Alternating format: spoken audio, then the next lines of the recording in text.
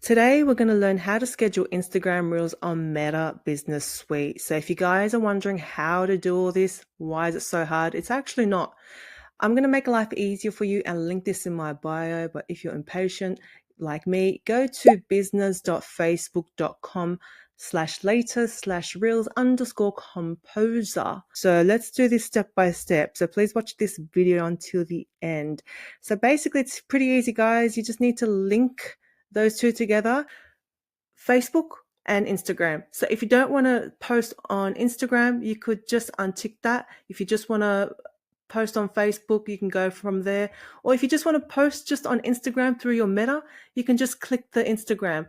And then what you can do is you could just edit it the way you want.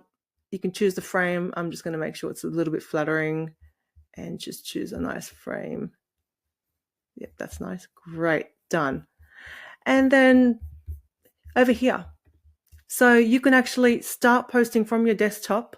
And the best thing is you can actually schedule Instagram and Facebook whenever you can. So twice a day is great. You don't have to buy these third-party apps to do this.